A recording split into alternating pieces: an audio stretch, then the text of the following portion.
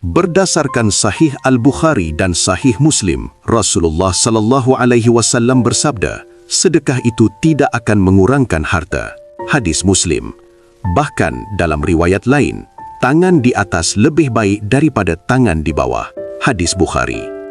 Dalam tafsir Ibnu Kathir untuk surah Al-Insan ayat 89, Allah berfirman, dan mereka memberikan makanan yang disukainya kepada orang miskin, anak yatim dan tawanan, sambil berkata, sesungguhnya kami memberi makanan kepada kamu hanyalah untuk mengharapkan keredaan Allah.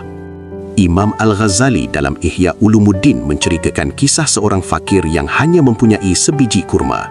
Ketika melihat orang lain lebih memerlukan, dia memberikan kurma itu.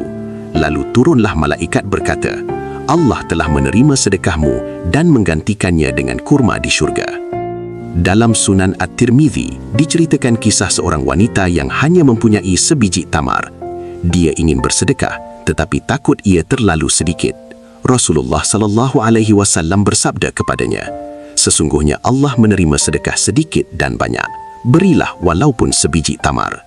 Yang menakjubkan, dalam Musnad Ahmad, Rasulullah sallallahu alaihi wasallam bersabda, 7 golongan yang akan dilindungi Allah dalam naungannya, pada hari tiada naungan kecuali naungannya.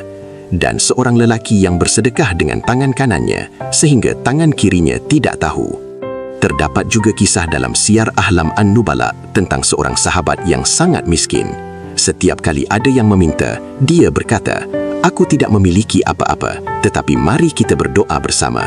Doanya pun menjadi sedekahnya. Pengajaran untuk kita, nilai sedekah bukan pada jumlah, tetapi pada keikhlasan.